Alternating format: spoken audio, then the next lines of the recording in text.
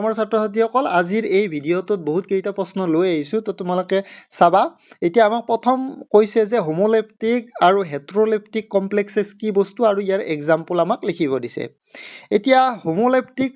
Complex কি বস্তু হেতু তোমালোকে মনত ৰাখিবা যদি এক প্ৰকাৰৰ যদি ওয়ান কাইন্ড অফ ডোনৰ গ্ৰুপ যদি থাকে যদি লিগান থাকে ইয়াতে যিকিটা 6টা NH3 নামৰ লিগান কেইটা আছে 6টা আছে কিন্তু গোটেইকিটাৰ টাইপ কি হয় একে ধৰণৰ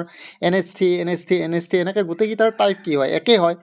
তো ওয়ান টাইপৰ ওয়ান কাইন্ড অফ ডোনৰ যদি গ্ৰুপ থাকে মানে এক প্ৰকাৰৰ যদি লিগান থাকে তেতিয়াহলে আমি তাক কি বুলি কম হোমোলেপ্টিক কমপ্লেক্স বুলি কম হৈ গল হোমোলেপ্টিক কমপ্লেক্স বুলি কম তাৰপিছত নেক্সট তোমালোকে চোৱা এই কমপ্লেক্সটো লৈ চোৱা ইয়াতে তোমালোকৰ NH3 নামৰ লিগান আৰু Cl নামৰ লিগান দুটা আছে NH3 নামৰ লিগান 4টা আছে Cl নামৰ লিগান দুটা আছে ইয়াতে তোমালোকৰ কি হ'ব more than one kind of donor group আছে মানে ইয়াতে লিগান বিলাক বেলেগ বেলেগ টাইপৰ লিগান আছে এইটো এটা এনেকুৱা কমপ্লেক্সত নেকি বেলেগ বেলেগ টাইপৰ লিগান আছে তো সেই কাৰণে আমি ইয়াক কি বুলি কম হেটেৰোলেপ্টিক কমপ্লেক্স বুলি কম ঠিক আছে অনলি ওয়ান কাইন্ড যদি এক প্ৰকাৰৰ লিগান যদি থাকে তেতিয়ালে হোমোলেপ্টিক আৰু বেলেগ বেলেগ টাইপৰ যদি লিগান থাকে তেতিয়ালে হেটেৰোলেপ্টিক তো ইয়াতে মই লিখি দিছো তো তোমালোকে ভালকে চাবা তাৰ পিছত এতিয়া কৈছে আমাৰ এই কম্পাউণ্ডটোৰ IUPAC নেম লিখিব দিছে এতিয়া মনত ৰাখিবা প্ৰথমতে এমাইন NH3 মানে এমাইনটো প্ৰথমতে আমি পাম এই হয় যেহেতু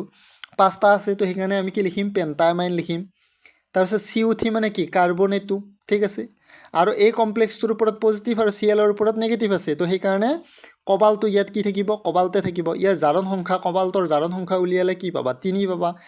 আৰু লাষ্টত যেটো ক্লোৰাইড Cl আছে তাৰ নাম কি হ'ব ক্লোৰাইড তো এইটো হ'ব IUPAC নামত কোনো দিন গ্যাপ নিদিয়ে তো তোমালোকে মনত ৰাখিবা পেন্টামাইন কাৰ্বনেটো কোবাল্ট 3 ক্লোৰাইড তো এইটো মনত ৰাখিবা তোমালোকে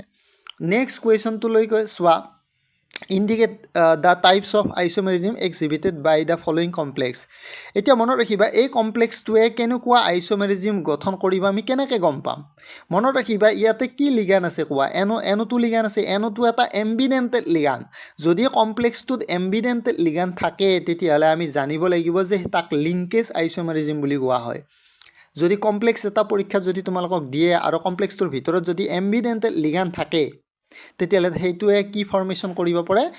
লিংকেজ আইসোমেৰিজম ফৰ্মেশন কৰিব পাৰে হৈ গল এতিয়া এইটোৱে কেনেকুৱা আইসোমাৰ দেখুৱাব লিংকেজ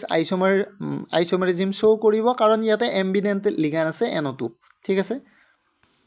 তাৰ পিছত নেক্সট তোমালোকে চোৱা how many geometrical isomer are possible in the following coordination entities মনত ৰাখিবা এই C2O4 এটা বাইডেন্টেড লিগান হয় সেইভাবে ইয়াতে তোমালোকৰ জিওমেট্ৰিকেল আইসোমেৰিজম পসিবল নহয় no geometrical isomerism is possible in this compound তো ইয়াতে কোনো ধৰণৰ জিওমেট্ৰিকেল আইসোমেৰিজম পোৱা নাযাব হেইটো তোমালোকে মনত ৰাখিবা ইয়াত 0 হ'ব জিওমেট্ৰিকেল আইসোমেৰিজম তাৰ পিছত নেক্সট এই কম্পাউণ্ডটো কেনেকুৱা ফৰ্মত আছে A3B3 এনেকুৱা ফৰ্মত আছে A3টা B3টা আৰু মেটেল এটা তো এনেকুৱা ফৰ্মত থাকিলে সদায় কি হয় দুটা আইসোমাৰ পোৱা যায় জিওমেট্ৰিকেল আইসোমাৰ দুটা পোৱা যায় আৰু সেই দুটা নাম কি বুলি ক'ব লাগে ফেজ আৰু মাৰ বুলি ক'ব লাগে ফেজ আৰু মাৰ আইসোমাৰ বুলি ক'ব লাগে যদি A3B3 যদি ফৰ্মত থাকে আৰু হৈ গল আৰু যদি বেলেগকৈ থাকে তেতিয়ালে সিস আৰু ট্ৰান্স হ'ব তো এইটো হৈ গল প্ৰশ্ন তাৰ পিছত নেক্সট তোমালোকে চোৱা What is the type of hybridization shape and magnetic property of these complexes? এইটো মই শৰ্টকাটত লিখিছো তো তোমালোকে মনত ৰাখিবা এই কমপ্লেক্সটো প্ৰথমতে লিখি নিকেলৰ অক্সিডেশন নাম্বাৰটো উলিয়ালো +2 পালো তো এটা ইলেক্ট্ৰনিক কনফিগাৰেশন অফ নিকেল আকিম আমি আৰ্গন 3d84s0 4p0 এনে হ'ব লাগিছিল নিকেলৰ কিমান হয় আৰ্গন 3d84s2 তো এতিয়া যেহেতু দুটা ইলেক্ট্ৰন ওলাই গৈছে নিকেলৰ পৰা তো সেই কাৰণে 4s0 3d8 হ'ব ঠিক আছে আৰু Cl- is a weak ligand তো এইটো তোমালোকে মনত ৰাখিবা এতিয়া আমি কি কৰো ইয়াৰ অৰবিটেল গিটা আকিলো 3d আকিলো 4s আকিলো 4p 4s ত ইলেক্ট্ৰন নাই 4p ত ইলেক্ট্ৰন নাই 3d ত 8টা ইলেক্ট্ৰন আছে এইটা ভৰাই দিলো এতিয়া কমপ্লেক্সটো লিখিম কমপ্লেক্সটো লিখাৰ লগে লগে এতিয়া নিকেলৰ লগত কি আহি গল লিগান আহি গল তো লিগান কেইটা আছে ইয়াতে 4টা আছে তো সেই লিগান কেইটাক আমি স্থান দিব লাগিব কৰবাত তো খালি ঘৰ আমাক লাগিব তো এতিয়া আমি কি কৰিম যেহেতু Cl এটা উইক লিগান হয় ইয়াতে ই কি কৰিব নোৱাৰে ইলেক্ট্ৰন পেয়াৰিং কৰিব নোৱাৰে মানে ইয়াতে যিকেইটা অকলে অকলে ইলেক্ট্ৰন বহি আছে সেইকেইটা তোমালোকৰ তেনেকৈ থাকি যাব ইয়াত তোমালোকৰ পেয়াৰ কৰিব নোৱাৰে এই দুটা ইলেক্ট্ৰনক যিহেতু Cl এটা উইক লিগান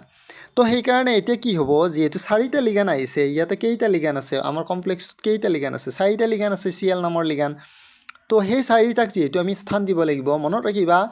লিগান কেইটাই কোনো দিন বেলেগ বেলেগ কৈ নাথাকে সিহঁতে অকলে মানে সিহঁতে সদায় কি হ'ব লাগে এক লগ থাকিব বিচাৰে সিহঁতে বেলেগ বেলেগকৈ ঘৰত থাকিব নিবিচাৰে তো সেইকাৰণে এতিয়া এছৰ এটা আৰু পি 3টা ঘৰ জইন হৈ যাব জইন হৈ কেইটা ঘৰ হৈ যাব 4টা ঘৰ হৈ যাব তো এতিয়া এই ঘৰকেইটাত এছৰ এটা আছে আৰু পিৰ কেইটা আছে ঘৰ কোৱা 3টা আছে তো সেইকাৰণে সংকৰণটো কি পাম sp3 আৰু মনত ৰাখিবা এটা লিগাণ্ডে দুটাকৈ ইলেক্ট্ৰন লৈ আহে তো সেইকাৰণে আমি এইকেইটা ঘৰত দুটা দুটা ইলেক্ট্ৰন সোমাই দিছোঁ আৰু এই ঘৰকেইটাত এই যি 4টা ঘৰ আছে সেই 4টা ঘৰত 4টা লিগাণ্ড প্ৰৱেশ কৰিব আৰু লগতে এটা লিগাণ্ডে দুটাকৈ ইলেক্ট্ৰন লৈ আহে আৰু লগতে মনত ৰাখিবা ইয়াতে হাইব্ৰিডাইজেশ্যন কি হ'ব sp3 হ'ব কাৰণ ইয়াত এছৰ ঘৰ এটা আছে পিৰ ঘৰ 3টা আছে ঠিক আছে তো এতিয়া মই বাকীখিনি কৰি দি আছোঁ চোৱা তোমালোকে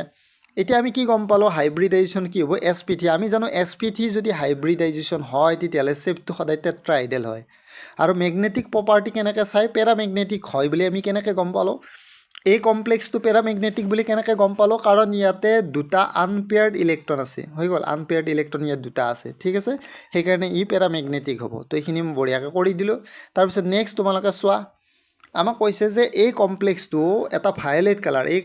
কমপ্লেক্সটোৰ ভায়লেট কালাৰ থাকে তাৰ কাৰণটো কি মই ইয়াত চিম্পলি লিখি দিছোঁ তোমালোকে বেলেগকৈ লিখিব পৰা আৰু ছবি এটাও দিছোঁ মই ইয়াতে তোমালোকে চাবা ইয়াত জাৰণ সংখ্যা উলিয়ালোঁ কিমান টাইটেনিয়াম 3+ তো ইলেক্ট্ৰনিক কনফিগাৰেশ্যনটো লিখিলোঁ আৰ্গন 3d14 0 পাম ঠিক আছে যিহেতু 3টা ইলেক্ট্ৰন ওলাই গৈছে এছৰ পৰা 2টা যাব ডিৰ পৰা এটা যাব তো due to the presence of one unpaired electron in the 3d subshell in this complex dd transition of electron takes place so this compound is colored তো এইখিনি কথা তোমালোকে লিখি দিবা আৰু বেলেগেও লিখিব পাৰে তোমালোকে এতিয়া ছবিটো তোমালোকৰ কাৰণে ইম্পৰ্টেণ্ট এইখিনি কথা তোমালোকে লিখি দিবা বঢ়িয়াকৈ তো লিখি দি কিনে ইয়াতে তোমালোকে ছবিটো লিখিব লাগিব ছবিটোত ইলেক্ট্ৰনি প্ৰথমতে গ্ৰাউণ্ড ষ্টেট আৰু এক্সাইটেড ষ্টেট লিখিব লাগিব যিহেতু অক্টাহাইড্ৰেল কমপ্লেক্স ইয়াতে যিহেতু 6টা যেহেতু লিগান আছে তো সেইকাৰণে অক্টাহাইড্ৰেল কমপ্লেক্সত তোমালোকৰ 3টা ডি অৰবিটেল তলত থাকে 2টা ওপৰত থাকে ওপৰৰকেইটা ইজি বুলি কয় তলৰকেইটা কি বুলি কয় t2g বুলি কয় যেহেতু d1 আছে আমি আগতে পাইছোঁ 3d1 পাইছোঁ তাৰমানে ডি অৰবিটেলত কেইটা ইলেক্ট্ৰন আছে এটা ইলেক্ট্ৰন আছে ঠিক আছে এইটো গ্ৰাউণ্ড ষ্টেট তো এতিয়া আমি কি লিখিলোঁ t2g1 মানে t2gত এটা ইলেক্ট্ৰন আছে আৰু ইজিত নাই তো t2g1 eg0 লিখিলোঁ এতিয়া এক্সাইটেড ষ্টেট মানে ইলেক্ট্ৰন জাম্প কৰিব তলৰ ডি অৰবিটেলৰ পৰা ওপৰত ডি অৰবিটেললৈ ই t2gৰ পৰা ইজিলৈ ইলেক্ট্ৰন জাম্প কৰিব কৰিলে ইলেক্ট্ৰনটো ইয়াত আহি যাব আৰু তলত ইলেক্ট্ৰন নাথাকে তো ইলেক্ট্ৰনিক কনফিগাৰেশ্যন এক্সাইটেড ষ্টেটত কি হ'ব t2g0 eg1 হ'ব তো ইয়াত লিখি দিছোঁ transition of N electron in ইমান ন দিছ কম্পাউণ্ড তো এনেকুৱাকৈ মই এইকেইটা দি দিলোঁ তো এইকেইটা তোমালোকৰ কাৰণে ইম্পৰ্টেণ্ট কুৱেশ্যন তো কিন্তু আৰু বহুত আছে মই দিবলৈ বাকী থাকি গ'ল মই জাষ্ট এনে কেইটামান দিলোঁ আৰু তোমালোকক তো আৰু বহুত দিবলৈ বাকী থাকি গ'ল ঠিক আছে